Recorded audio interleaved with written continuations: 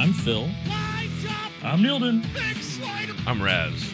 I'm gonna bust his ass. I'm Brandon. Slide jobs by the dozen out here. Hello, this is Thomas. Here. Pisser. I'm John. Sit down the back straightaway for the final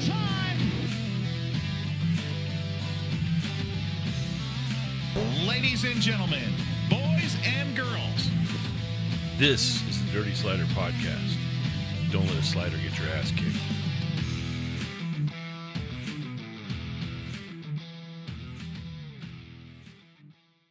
Welcome in, Slider Nation. Once again, this is episode number 60 of the Dirty Sliders Podcast. We're going to talk Chili Bowl tonight. Obviously, tonight is the first night of competition for Chili Bowl. We're going to talk about some racing where some drivers are deciding to decline participating in touring championships and picking the high priority big money races. We're going to talk about Keith Kunz' open seat on a midget at the Chili Bowl. What's going to happen there? We'll go off the dirt a little bit since NASCAR released their new format and anything else we might come up with. I'm sure Neilden's got some Dakar issue. Yeah, still, since the last episode, it's still going. But it's that long. We're going to start off right.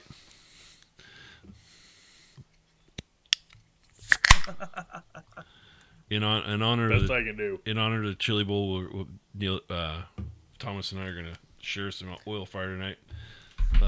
They were at one time an event sponsor of Chili Bowl, and they also sponsored Tanner Thorson's car, and it's yummy and delicious. Yes, it is. Screw you guys. All right, Thomas. Jonathan Davenport had a big Now Thomas knows what he's been missing. Yeah. That me and Raz been talking about for years. Oh. Hey, are you missing it? Now you understand why we talk about it the way we talk about it? Oh, me and Nilden one afternoon at the nursery, we got polluted. Allegedly. Shenanigans. I don't remember it, so I can't say. Shenanigans ensued. And, oh my God! I can see it because it damn near drinks. It's like so water. smooth. Oh, it's so good. dangerous. So good. And just a little touch of water when the ice melts. Oh, And I'll it's just got drink my that. Canadian beer. It's got that. Raz calls it vanilla. I thought it was chocolate, but whatever, chocolate vanilla kind of a, taste to it. A little bit of the cinnamon. It's just so good. No fireball. And nothing's overpowering. Yeah.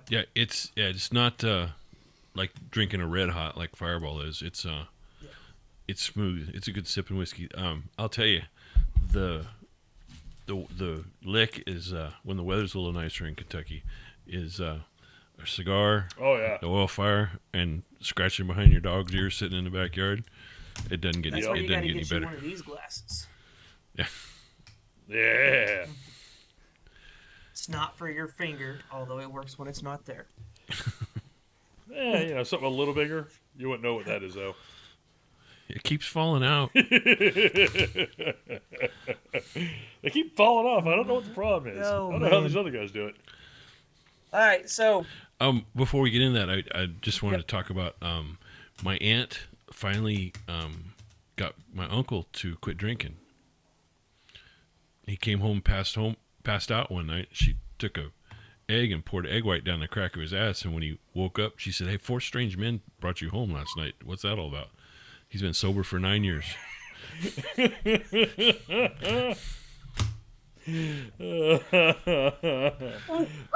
oh god, I know of one that's similar to that one, but it's the wife and a pile of shit in the front yard. oh boy, And we made it a whole 2 minutes. Yeah. yep. All right, Hey, But I don't think we've cussed yet, so we're still good. we a pile of shit. We cussed. you said Is it. shit a cuss word now? Yeah, who knows? Yeah. Hell, all the politicians are talking like that now. So why would YouTube trip? But they will. And the politicians sound so fake and phony when they do it. It's so forced. It's like that's not how people talk. Yeah, I use fuck. That's not how they talk. I use fuck like punctuation, but it sounds natural coming out of my mouth. Well, it's like y'all know who Brandon Herrera is. Yes. He's running for District 23, I think it is, in Texas. Yeah. And he can say stuff like fuck and idiot and you're retarded. And it's okay. Well, That's the way he speaks. retired Delta Force, I think. No. He was never service. Oh, never. He's Force Valor. He's Force Valor. All of his military that's right. friends And gave him all the stuff. What's the podcast? The Unsubscribe podcast. Unsubscribe podcast, and they keep trying to put military service on him, and he's like, Yeah. no. no. It's not me. Yeah, but He has forced valor. he's- not stolen valor. he's in that crowd, with the Demolition Ranch guy. Well, and he was the AK guy. the fat, That was his YouTube the, started. the fat electrician, and all those guys. Correct. So anyway, I think that's what makes me think he's part of the service. But hey, haven't even started the podcast. We're already off the rails. So Yeah, we are. Thomas, bring us back to racing. Here, guys. I'm gonna grab my pocket and follow me. We're gonna get back to the show. Hey, no, I ain't grabbing nobody's pocket. We in the wrong room for that one. So, some big news this week. Obviously, everybody knows the Wild West Shootout is going on in Casa Grande. Proceeding up to this, there was the announcement for what series people are going to run, and Jonathan Davenport has made the decision to leave the Lucas Oil dirt late models, and run his own pick and choose schedule. Now, this is nothing new for him. A couple years back, 3 years back, he ran a pick and choose schedule, and he walked out with $2 million in winning that year. He won the Eldora $1 million, and then he had another $1 million+ in profit from the other races throughout the year. So this isn't new for him to do this. You pronounced the word losses incorrectly. You said the P word. Yeah, no profit Profits. losses. He So- lost $2 million. Sure. He cited that the reason he was on the tours was because it was a kind of a sponsorship obligation to be on some sort of a national tour, right? He now has a new title sponsor and has made the decision to go pick and choose. Now, his prior sponsor was Nutrient Ag. Nutrient Ag is still on the car. They're still helping him out, but they're not as such of a massive piece of his what he's got going on in his program. Ace Doran now is the primary sponsor for Jonathan Davenport, and let me tell you, that car is gorgeous. Where's the picture? I am terrible at You taking weren't even ready for pictures. this. You were I'm not terrible. ready for this. No. I am terrible at taking pictures. I was at Casa Grande on Saturday. I want to give. We're gonna Where's get the back on interview? topic. Okay. Damn it, we're gonna get back on topic. I'll insert the picture right here. Okay. While we were at Casa Grande, Roy Dafford, the tech guy, he's an IMCA tech official, does Verona normally. He will go to Boone and do Super Nationals and other places around here. Stuck me and my buddy, my crew chief, Steve Elder, in his golf cart, took us down to the infield, and we watched the mains from on top of a sea container in the infield on Saturday night. You talk about awesome. The 4-wide salute, every car had an American flag sticking out of the driver window, the whole nine. Just killer. But America. Hey, props to Chris Kearns too, because he's been the promoter behind Wild West Shootout for years, and he does an awesome job. He does. Long time friend of mine, going back to when we were racing at Santa Maria Speedway together. Really good dude. Depending on who you talk to, I'll call him a good dude. So there's varying opinions, but he is an awesome promoter and puts on a hell of a show. He does, and I spoke to him just a touch on Sunday before we ended up boogieing out. We left before the races on Sunday, but he was not happy with the way the track raced on Saturday, and they made wholesale swings at the track on Sunday, and it raced way different than it did on Saturday. So by the end of the week, they're going to have that track figured out, and you're going to have a damn good race. I guarantee it. Hey, different is better. I don't care if the track was better, if it was racier, if it's faster, if one groove, two groove. Just having it be different is what I'm all about. Let's try something different. Well, in case you guys didn't hear it, Bobby Pierce said this in his heat race. He won the heat race. In his heat race win interview, he said this place almost runs like Eldora. Yeah. I like that. So Yeah, that's not but- a bad standard to shoot for. it's not. But getting back on topic here, Pros and cons, benefits and losses to running a full-time schedule with the series versus running pick and choose. Pros for running a series: you get the extra tow money. Typically, these national tours, Lucas, World of Outlaws, there's some kind of tow money involved with them. You know, you make every race, you're going to get X amount of payout for it. You get the end of year payout bonus money, which is a big deal. That covers a lot of expenses for those guys. That's what they are shooting for. And your fans are guaranteed to see you at one spot on one streaming app for the entirety. Excuse me, for the entirety of that season.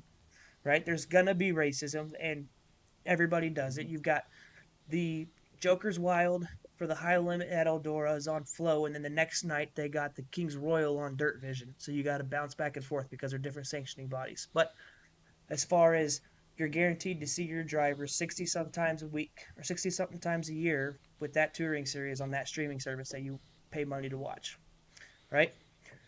Cons to running that series: you're tied to every track that they go to. You don't have the choice to oh, hey, we're going to go run this show over here for 10,000, but this show down here that I'm really good at, they're paying 35,000 to win, but I can't go run that because I'm tied to points up here, right? That's the cons to that kind of stuff. And you're tied to the road at all times. Any family thing that's going on, granted, if it's serious, anybody who's a human is going to take the time, step away, and do what they have to do for family. That just is what it is. But maybe football games or wrestling or whatever it may be that your kids are doing, you're not going to be able to do that because you're tied to this show, 3 or 4 times a week, depending how often they're running that week. Pros to pick and choose. Now you have that time for family. You have the time to go spin that, go to the ball game, go watch your kid do livestock, FFA, whatever it may be. And that was one thing that Jonathan Davenport cited was, hey, I'm going to have the time to spend with my family. I'm going to be able to go be with the kids and do what they're doing and see what they're doing. Now, you get to run all the big shows, and you get to run as often as you want to run. Maybe you want to run more than what the National Touring Series is doing, or maybe you want to run less. You have that option to do that because you're not tied to something. But you're losing out on tow money. So if you're chasing big races every weekend and you're placing outside the top 5 or top 10 every week chasing these big shows, you're ultimately losing money on the deal because you're not getting no tow money, you're not getting no prize money back, nothing like that. So I just want your guys' opinion. I kind of spilled it out there with what's what. I just want your guys' opinion on what you think. Well, being old, they used to call it barnstorming, where guys would swoop in on the big races, from out of town or whatever, and a lot of guys did it, and a lot of guys made a reputation doing it, and I think it's cool. I like it, and from a racer's point of view, when that guy comes in, everybody looks, when it was Scott Bloomquist rolling in with his signature tow rig, you're like, oh shit, this guy's here, and I think it adds a little bit of excitement for the fans. It brings a little rivalry, oh, this hired gun, us local guys, we're gonna box him out. I won't say take him out, but they're not gonna cut the guy any breaks anywhere at any time, including the tech shed. So it's I think it's exciting. If it were me, if I'd won the lottery and I had a race team now, that's probably how I'd do it. It just you're not tied to anything. You can pick and choose what you want to run, when you want to run it. You don't feel like going, you don't go. And I think that's a fun way to do it. But if you're young and trying to make a name for yourself, Jonathan Davenport's not trying to make a name for himself. He already has the name. He's Mr. Eldora. He's Superman. When Jonathan Davenport shows up truck, everybody knows who he is. But if you're trying to make a young up and coming driver and trying to make a name for himself, you're better off going with a series. More exposure. You're going to get more known because people are going to see you racing, on a consistent schedule like you talked about. They know where to find that series. on a streaming network, or if they're going to go watch them live. So I mean, it's a double-edged sword. Like I said, I, as a young up-and-coming driver, wouldn't do it. If I was already established and had my race program pretty dialed in, yeah, go chase the big events. It's not necessarily big money events, although most of the events that you would be chasing would be big money, but it's the prestige events. It's the Eldora Million, it's the King's Royal, it's the Knoxville Nationals, or the the Chili Bowl as example. But that's kind of a one-off. That it's not like nobody's taken time off of a series to go run Chili Bowl. It's timed where it's at in the year for a reason, and it has its own. The Chili Bowl rulebook is 3 pages. There ain't a lot of rules. That's nice though. Yeah, I mean, it's most of these guys, most of your drivers post their what their years is tentatively 90% what it's going to look like, right? Okay, we're running Lucas, so here's the Lucas schedule, and then here's the other races that we can fit in between races to go hit. Jonathan Davenport, his schedule has the Wild West Shootout on it, and that's it, nothing else. So I would imagine that he would find himself down in Florida here in a week or two to run some of those Speed Week races between the World of Outlaws and Lucas. Go get some laps in. He also posted that if you want me to come run your track, give me a call and we'll work something out. Yeah.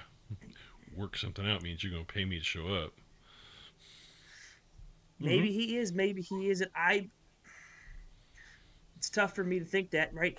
If you're asking Jonathan Davenport to come run your track for $1,000 to win, you're probably going to need to give him something a little more than $1,000 to win for him to come out there and run your track.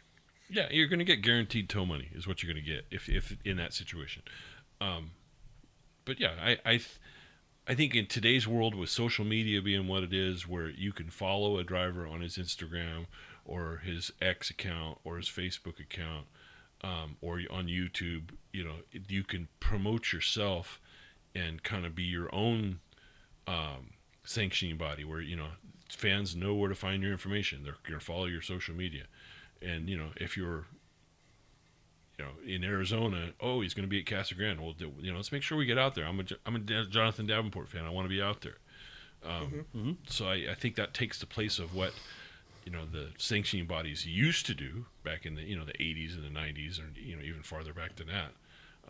But social media has changed the world that we live in and changed the racing world as part of it. It has. It has. I like what he's doing. Like you said, he's already got his name established.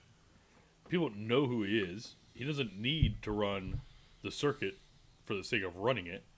He wants to take a little more time at home. I'm down with all of that. The older I get, the less I want to be part of the traveling circus. Yeah, and I don't know how old Jonathan Davenport is, but I know he's got wife and kids. So it might just be the point where he's looking to take a step back. Maybe he wants to transition himself into a car owner role. I don't know. If Jonathan Davenport walked right by me, I probably wouldn't be able to pick him out of a lineup. I don't follow a lot of late model racing, but he'd have to be wearing his fire suit for me to know who he is. Honestly, No.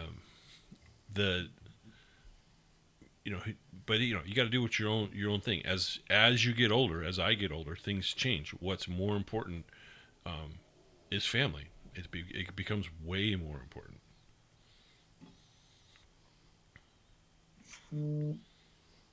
Yeah, For sure. I mean, I have little kids, and they're changing by the day.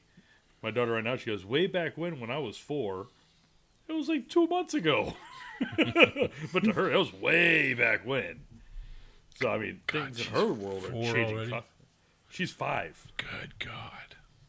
Yeah, she's already 5. That's how long you've been in Kentucky. No, I've been to Kentucky for 2 years. But I remember the day she was born. Mm-hmm. And I went, shit, I got to change some things. Yeah. My priorities have changed. I remember her asking me one time when she was, I think, 2 or 3 and very precocious, "Who are you?" I'm like, "I'm the guy your daddy's going to call when your boyfriend makes you cry." Yeah, pretty much. Right after 811. Yeah. So I mean, Yeah, it's just so- it's a big deal, right? Because it changes the landscape of everything. These series are promoting themselves based on how many of the big name guys they can get. They really pride themselves when one of the big guys jumps ship and goes to the other series, right? And that's kind of what we're seeing prevalent right now between High Limit and World of Outlaws. There's a lot of that talk going on, and I think most people were talking about how High Limit and World of Outlaws maybe wouldn't clash so hard, even though I think we all kind of knew they would. I mean, you got Brad Sweet starting his own series. He's going to want to get everybody over there. And now here we are. They're going to start their third season, right? And they're talking about, oh, who's going to jump ship? Who's the most likely from either side to go to the other side? And there's more talk about World of Outlaw drivers potentially going to High Limit than vice versa because of what High Limit offers. So what they're doing. Yeah, but I mean, if you look at the announced drivers for both series, I think that they're about even right now. But it's early. There's people who still haven't committed yet. But I mean, that pick and choose the call it the big money races is how World Outlaws got started. It was a bunch of guys who were gunslingers that would they were traveling around the country hitting the big races. Well, they got together and said, look, we have more negotiating power as a group, so we're going to become, they called them outlaws when they would come in from out of town. Well, then they became the World of Outlaws. They banded together, and that's how Outlaws started.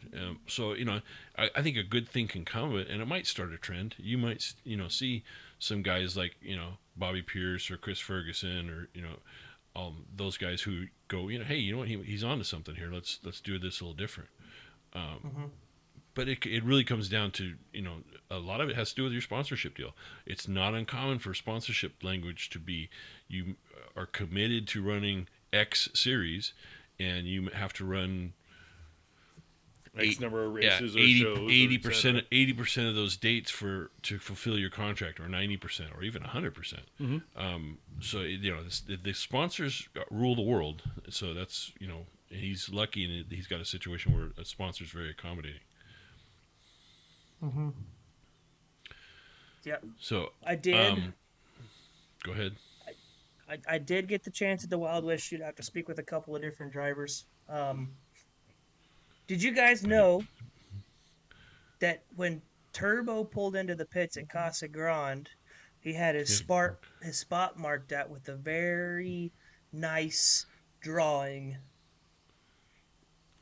It wasn't very nice. It was a great big dick. Yeah. Yes. Oh, I'm immature. Hey, dick jokes and fart jokes are always going to be funny. I'm always They going are. to laugh. They are. Yeah.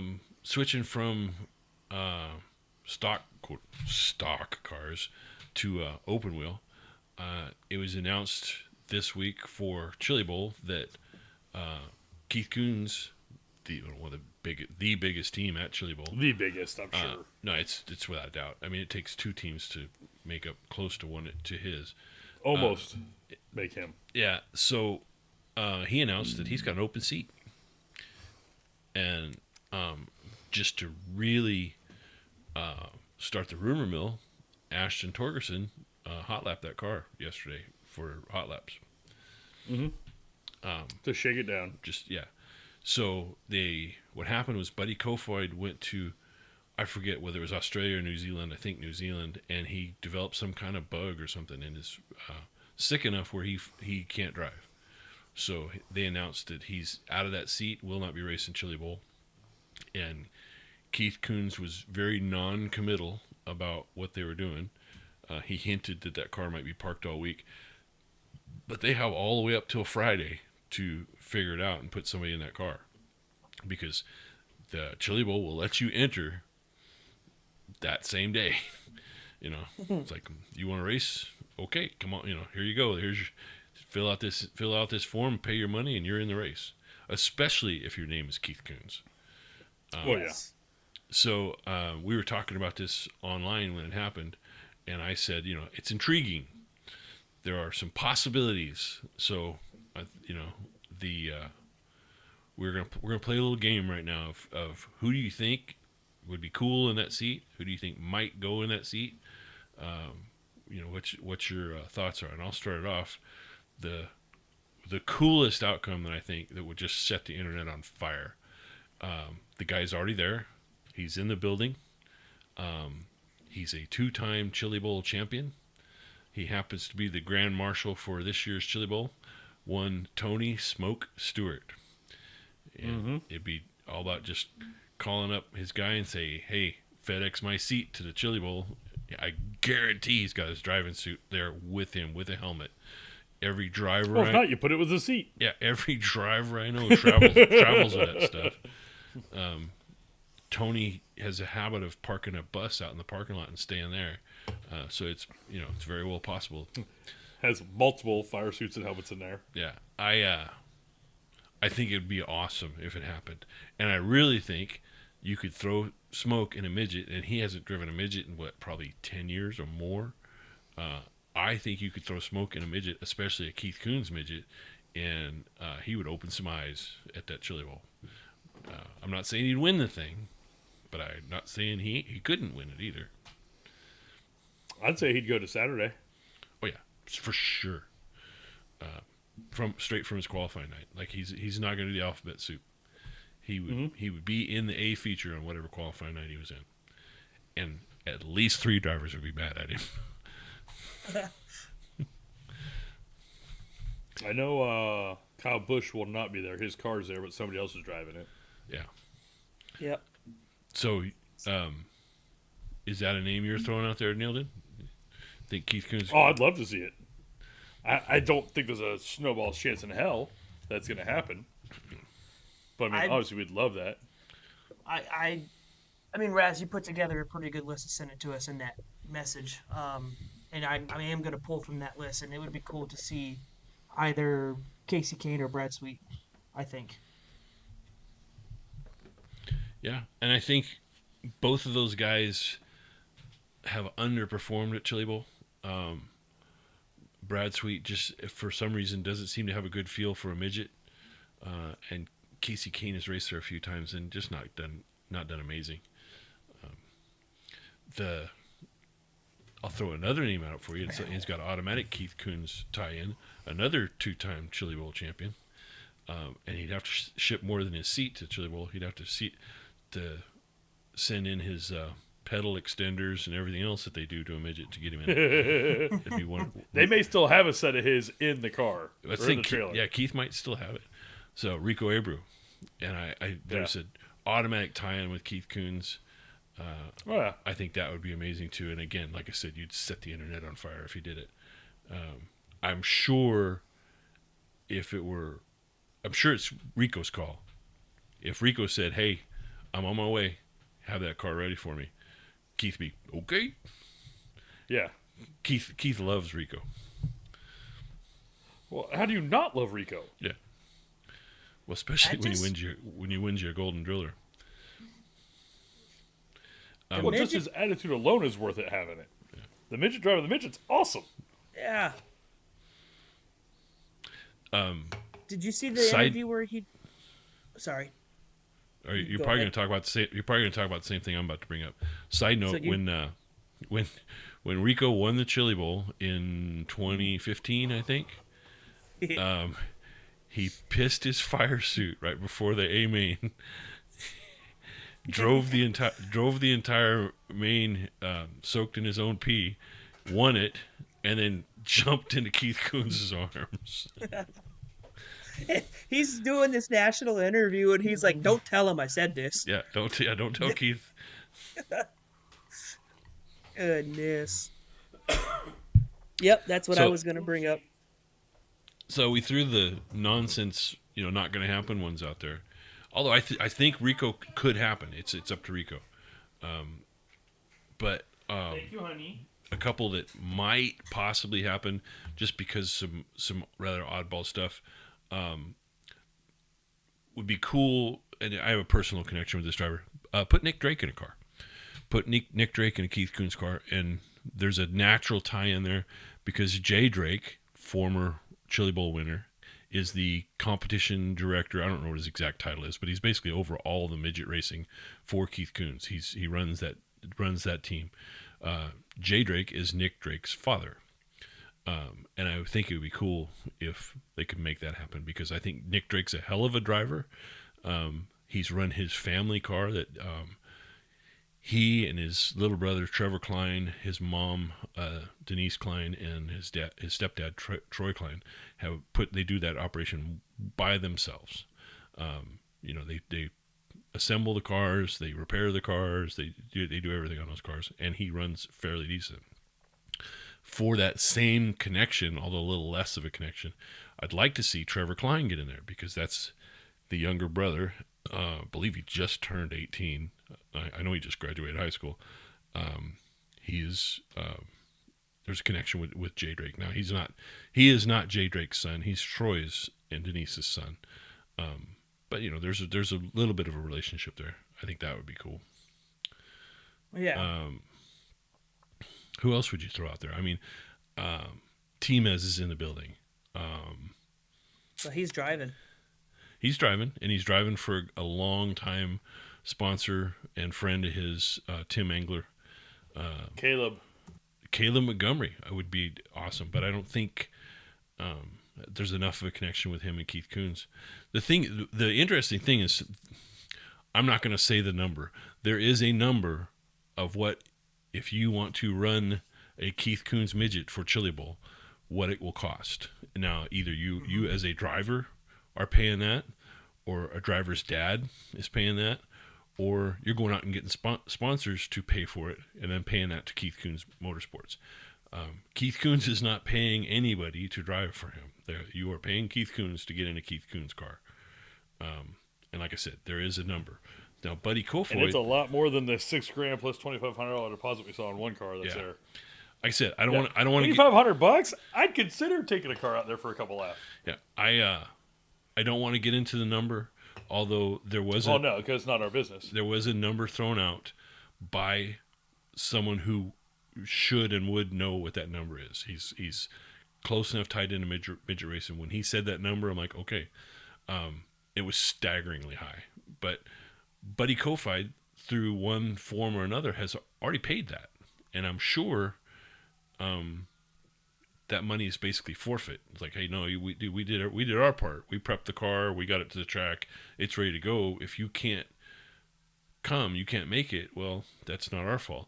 Now, I don't know Keith's business. He might refund part of it, but I guarantee he's not going to refund all of it, because he's got expenses and he has to cover them. But so does that then make... Okay, you have to throw some number out there. So let's call it $100. It costs $100 to get in a Keith Kunz car.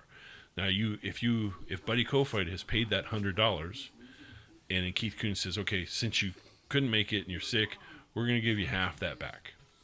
Well, now then, somebody else coming in, do they then only have to pay that $50 to get that Keith, $100? Yeah, to get that to get that Keith Kunz ride, because Buddy Kofoid already paid half of it. Well, I don't know how Keith Kunz would do it. But I say $100 because guess what? It's a last minute arrangement. Yeah. You want it, and I have it ready. Yeah, and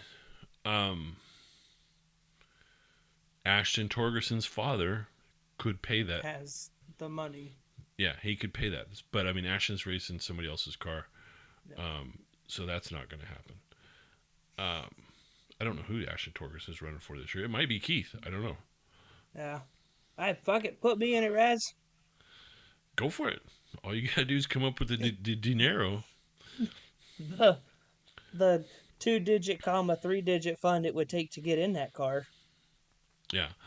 I will give you some advice. when they push you off, and then that guy steps out and waves that funny colored cloth, put it down on the mat and don't lift till you see God, or the ambulance driver, whichever one comes first.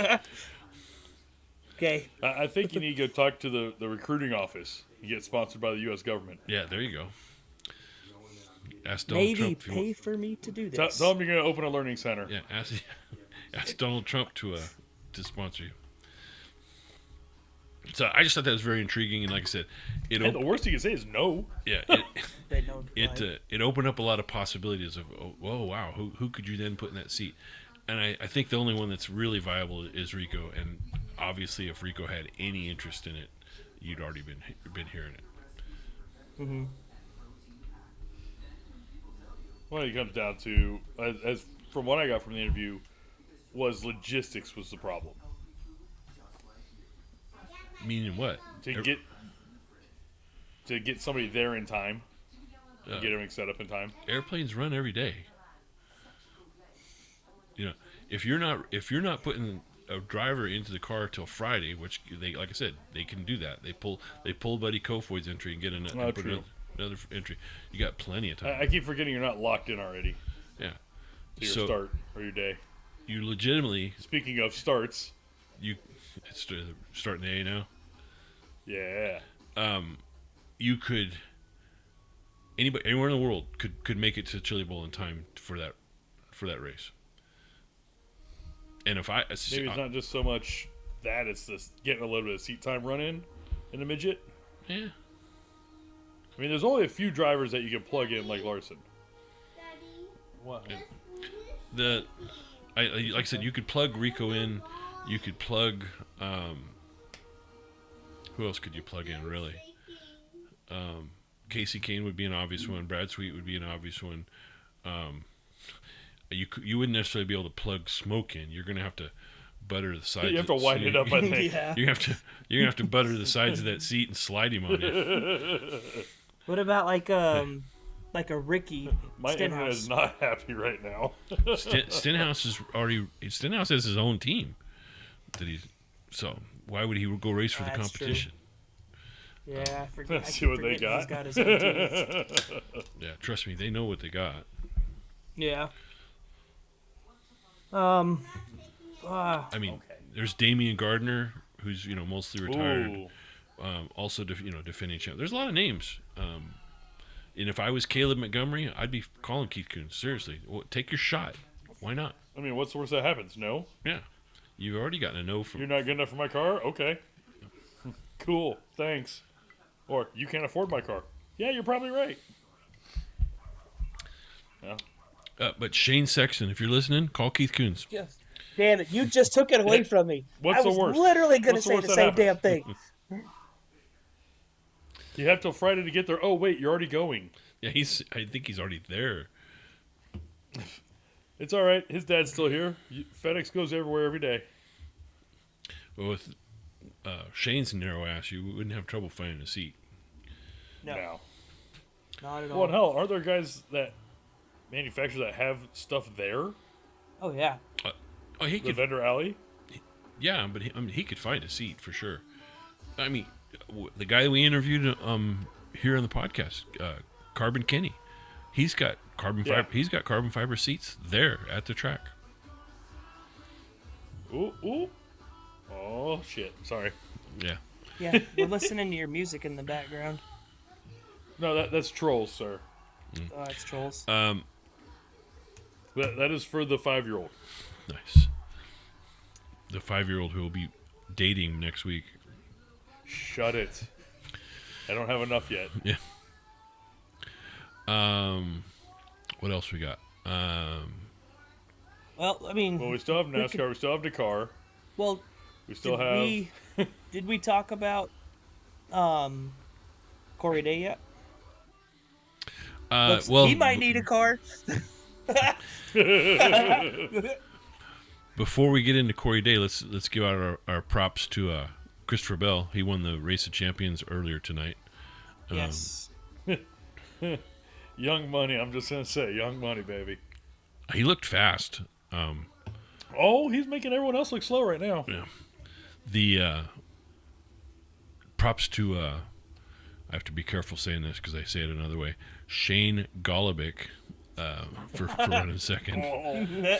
Go.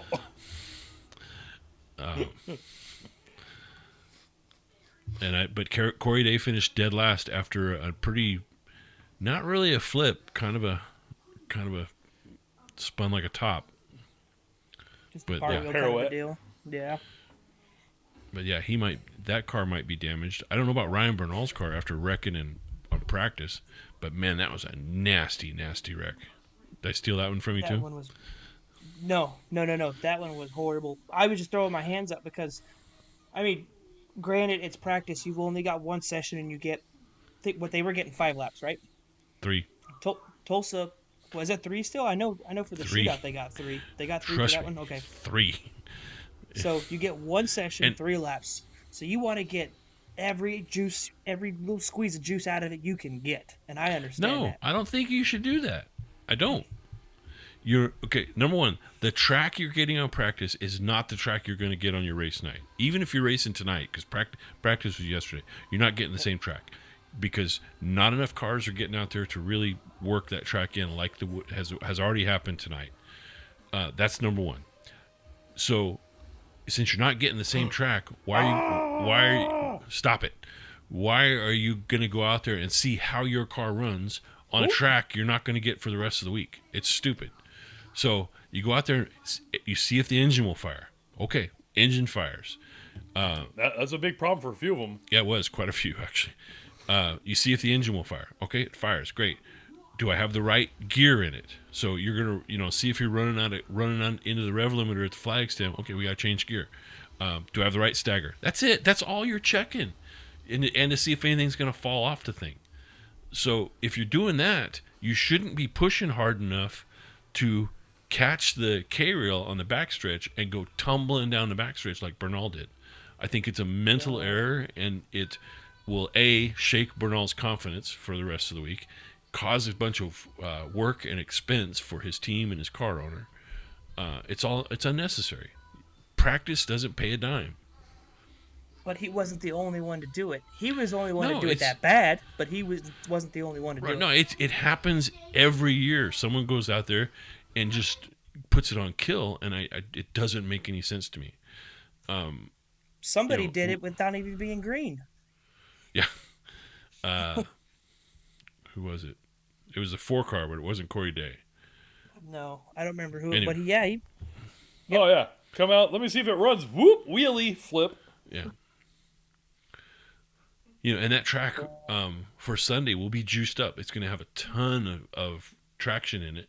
So yeah, you're going to wheelie. The front end's going to be light as hell. So it's not a far-fetched thing to screw up and flip the thing. But we were there one year and we could not get the car to fire. We go out there. You get 2 practice sessions on Sunday. They'll start with group 1 and go all the way to group 41, and they got 400 plus cars this year, and then they go 41 to 1. Sucks if you're in 41 because you're getting your practice session, turning around the top of the ramp, come back down, you're doing it again. But it's practice. Why do they do that instead of 1 to 41, 1 to 41? Because they want the guy who went out first on that sloppy, juicy, wet track to get out on a drier track towards the end of the day. And it's only really a big issue for the guys at the extreme ends. If you're in Group 1, you're running early and waiting a hell of a long time. If you're Group 41, you're turning right back around. But if you're in Group 20, it doesn't matter. You're about the same. Yeah. So yeah, I think it evens out. But yeah, we went out there, couldn't get the thing to fire. Both practice sessions never got it to fire. Spoiler alert: we're out in the parking lot trying to get the thing to fire. Won't fire. Tearing into it, changing everything we can, changing the ignition box, changing the Cam, wasn't it? No, it was even dumber than that. You're checking, making sure you're getting the injectors. You're checking, to see if the timing jumped. Yeah, it was a bad ground to the tack. Yeah, took forever to find. But yeah, it was a loose ground to the tack, causing the thing not to fire. But we chased that. I mean, even on the qualifying night, we chased it. That was you had Caleb, right? No, we had Troy Rutherford. So you've been there with Troy, you've been with Caleb, and the black guy. Mark Lowry. Lowry, that's it. Hunter Schoenberg. I was gonna say you had Schoenberg too one year. Yeah. Who was your funnest one, do you think? Without Who's a doubt, the funnest driver? Without a doubt, it was Mark. He seemed like he would cut up with anybody and everybody. He is great sense of humor. Participated in just about every joke there was. He's a black man, and he said early on, "You make any joke you want, just don't call me the N-word." No. And we were pushing through that center aisle, and some drunk Oklahoman stopped right in front of the race car, and we couldn't get stopped in time. Just literally just mowed this guy over. And the Woodland brothers like, "Mark, what are you trying to do? Get us killed? We're in Oklahoma, and you just hit a white man."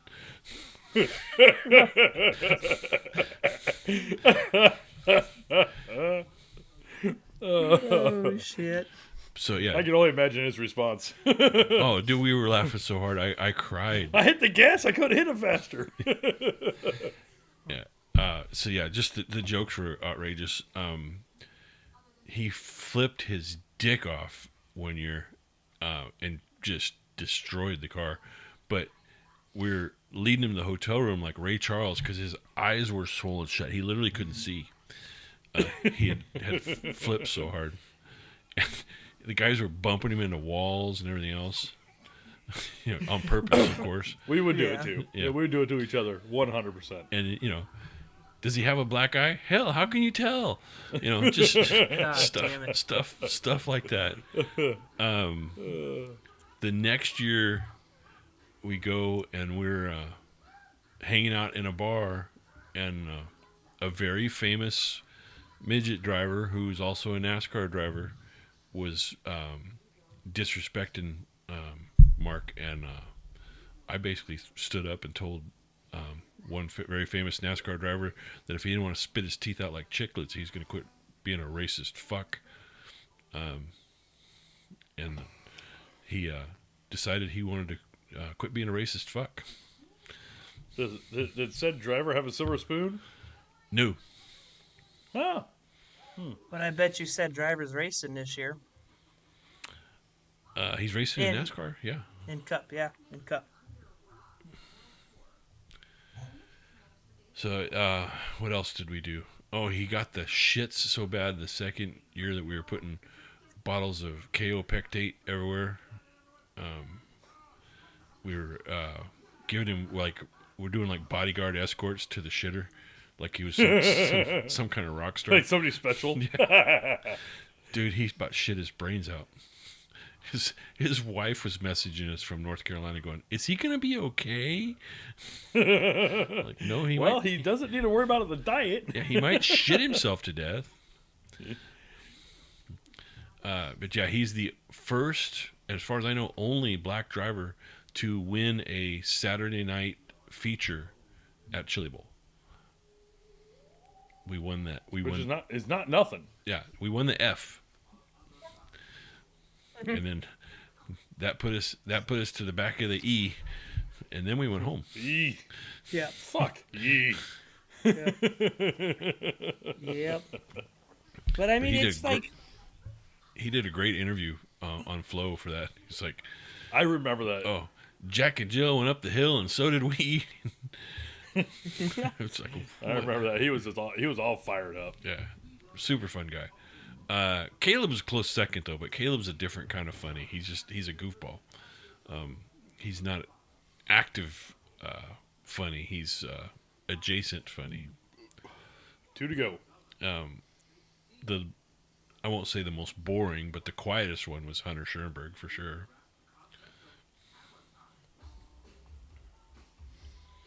Ooh, there's a challenge.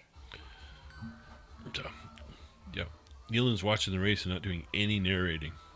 none at all. Yeah. Hey, I don't want to ruin it. You said shut up. No, I said quit it. As far as going, oh. Either Yeah. one. Well, it's all right. But somebody has now locked themselves into the main.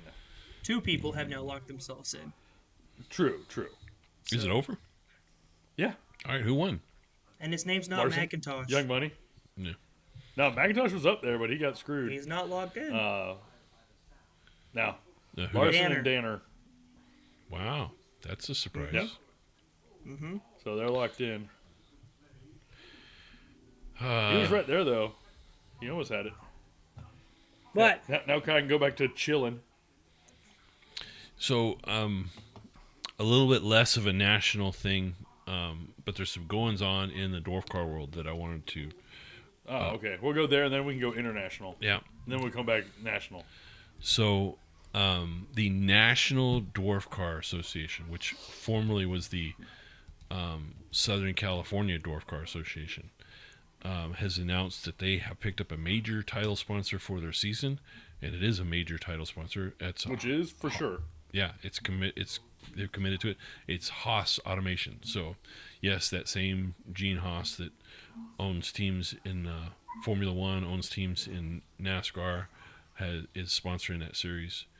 And probably related to that, they made an announcement yesterday. This is straight from the National Dwarf Cars official Facebook page. We're excited to announce a $1,500 payout to the winner each day of our 2-day shows, emphasizing our commitment to competitive racing and strong rewards. In addition, local shows will pay $500 to the winner, ensuring increased payouts across every event on our schedule. If additional sponsors come on board, payouts will increase accordingly. We're looking forward to an exciting competitive season fueled by the support of our sponsors. So, going back to Barry Braun, don't tell me what your first place guy is going to make. Tell me what your last place guy is going to make, because that's really where you test your commitment to the racers.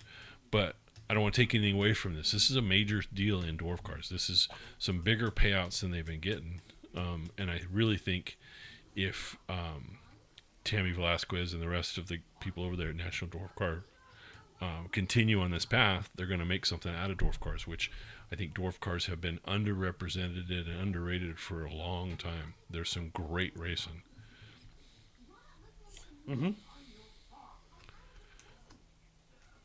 Yeah, I mean, 2 out of 3 on here right now have driven a dwarf car and have been in them.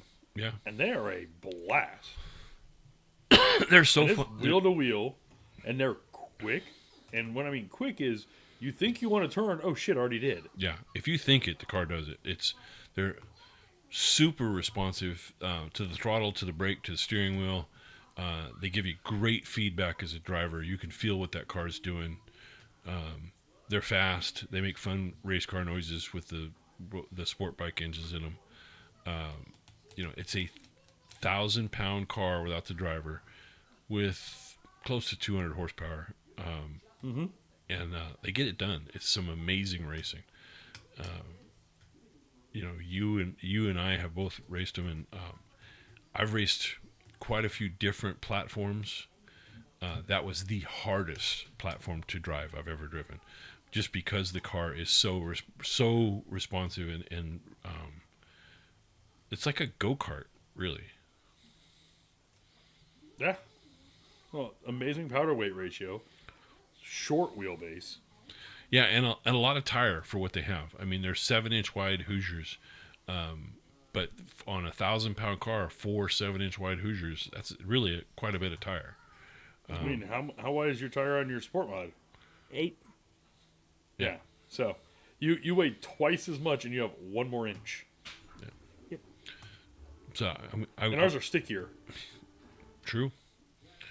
But yeah, I'll give up the props. I think they do amazing things over there. I was gonna say that depends on who's sampling the tires.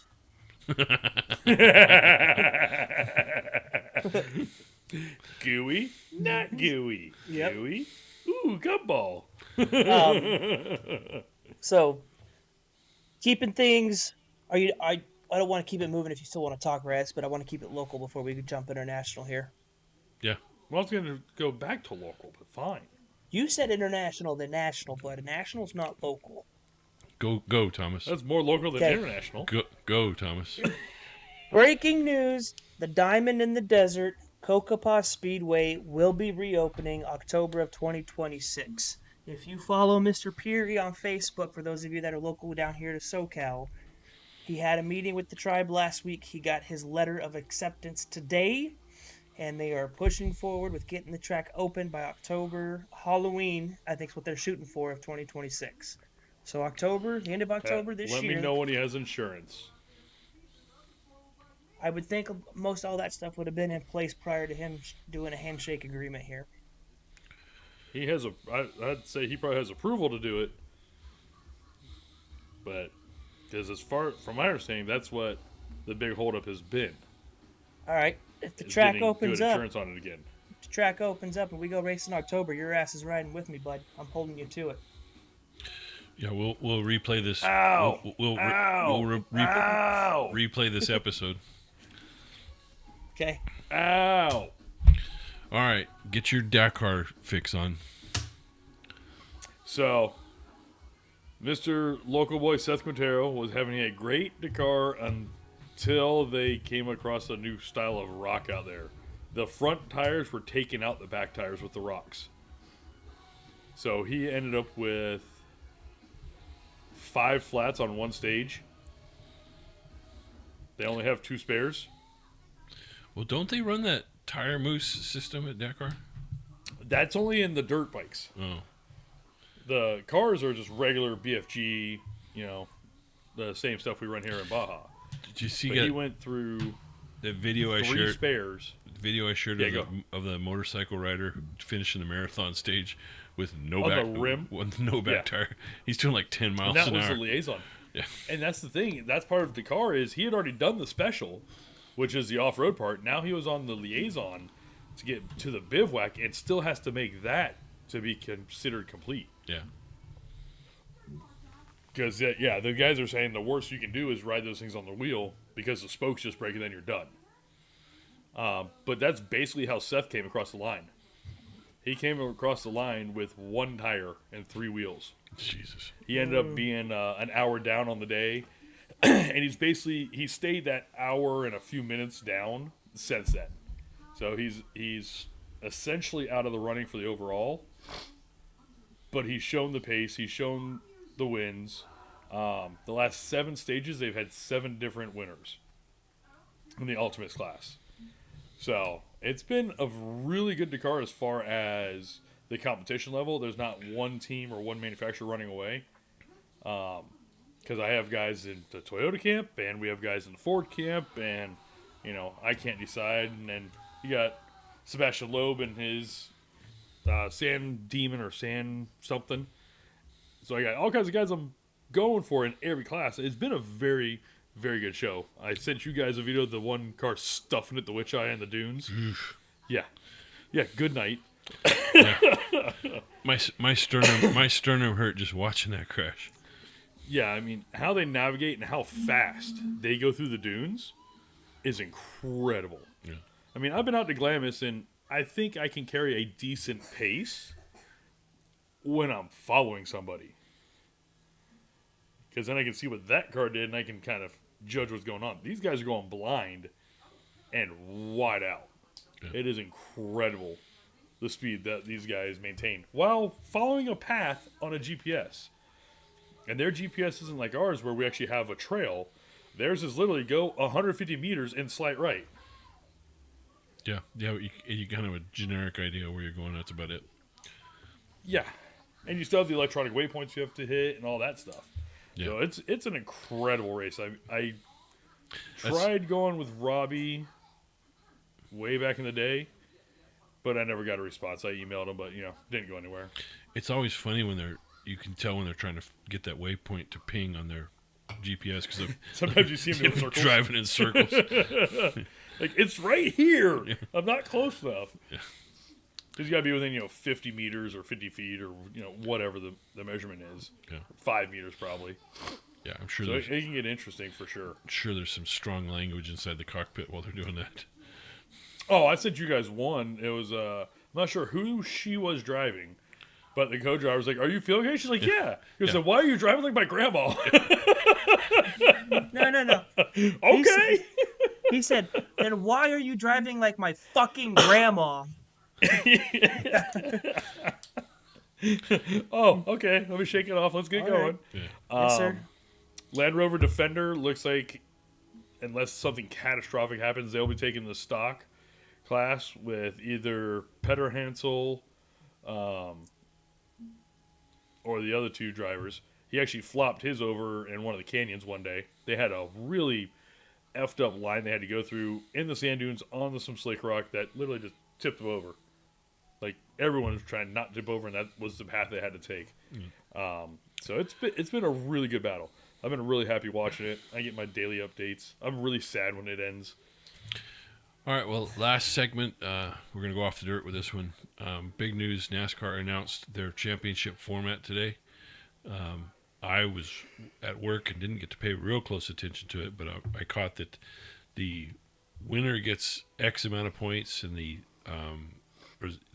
first place guy in the chase gets X amount of points. Then it's 25 points for a second, and then 25 on down the line. Is that how they're doing it? So the first seed, which will be after the 26th race, will be 2,100 points. Second place will get 2,075. Third place is 2,065, 2,060, 55, 50. So it's a 5-point spread after second place. So it gives a lot of advantage for you to win or be leading going into the new chase with 10 to go. So the new chase is going to be the final 10 races. No stages.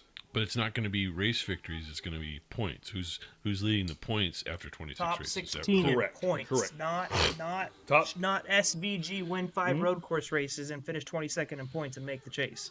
Not Correct. doing that. Correct. So he can win 5 road courses, and he's going to have a chance at up to 75 points a race. That'll be the maximum amount of points in any one race other than the Coke 600, which will be 85 because of the extra length. So it's what the fans it's what the fans have been asking for years. Yeah. Like they could have done a knockout style where they start knocking the back end off for the last 10 races, so you end up with 6 drivers at the last race that have a chance. But the points are going to do that anyways. They're going to take care of that on their own. I think the knockout style would have been entertaining because if you're running in last place and the guy in front of you is the guy in front of you, well, sorry about your luck, bud, but you got to go. Yeah, I mean, they could have done, every race of the 10 races is a knockout. Yeah. So there's 16 at the 10, there's 15, 14, 13. Because, I mean, mathematically, you're not going to have, I don't think you'll have, 10th place going into the last race winning. I don't think mathematically they'll have a chance. I did a race one time. It was a knockout race, and it was a 30-lap race, and every 5 laps, they would throw the yellow, and if you were last, off the track, black flag you. And so when it came down, there were 20 cars started it. When it came down to 5 to go, there was something like, 10 of us, 12 of us left. It was fun. Like I said, if you're running tail end Charlie, and you know that the caution's coming, sorry about your luck, bud, but you gotta go. And that's kind of shows that I think promoters need to get back to. Yeah.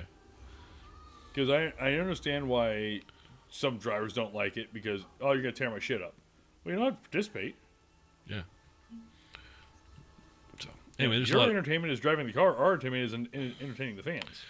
The other big news in NASCAR was this week was Steve Phelps resigned as president of NASCAR. You knew a head was going to roll, and his was the easiest to roll. Hey, Stevie Wonder could have seen that coming. Oh, yeah. Let me insult the owners of the teams. Yeah, and he embarrassed everybody, including himself. And I'm not saying, I'm not saying that they disagreed with what he said, but he said it. It was on record, and it was embarrassing that it was in writing. So it's like, well, somebody's got to go, and it's not going to be anybody named France or Kennedy. Hell no. Yeah, which Kennedy's still the France family. It's just Lisa France Kennedy and her kids. Although Ben Kennedy's done some cool things. He tried racing for a while as a driver, and pretty quickly went, this ain't for me, and went into the family business, and has been helping out with running racetracks. And I think the future for the France family in NASCAR is Ben Kennedy. So speaking of NASCAR and off the track, did y'all see Cletus's video this week from Daytona with Crown Vics, doing almost 150 mile an hour in a stock Crown Vic. Yeah, they got to 144 in the draft. I think 147. I think It anyway. was 147 when he was on the spray, and that was sketchy with the spray. But I never knew a stock Crown Vic would do that. If I'd have bet my paycheck, you couldn't get a stock Crown Vic up to that speed. Well, it was with what, a 3-something rear gear. Yeah, I don't know. With nitrous. So I mean, with the nitrous they broke 140. Without it, it was what, 120 something, even in a pack. Yeah, I'm not sure. But But what was awesome was Cletus, I'm going to call the president of Daytona International. He should have given me his number. Hey, can you come down here? Hey, here's a Crown Vic. Go drive it. It's fun. Yeah, he's campaigning to do a Crown Vic race at Daytona. And he started with, it's going to be a pay-per-view race. Yeah, So it'd be just rent the track, yeah, not open the stands. But I doubt that's going to happen. it ain't gonna happen. Yeah, I think he could put 20,000 in that stands. yeah, but it's still not gonna happen. Cletus has a hell of a pull. He's an amazing marketing machine, Promoter. but it's not gonna happen. I think they could definitely do the pay-per-view style for sure. Yeah, but I'm just saying that Daytona is the holy grail of NASCAR, and there's other people besides the president of the They track. put go-karts on that bitch. Right. Yeah.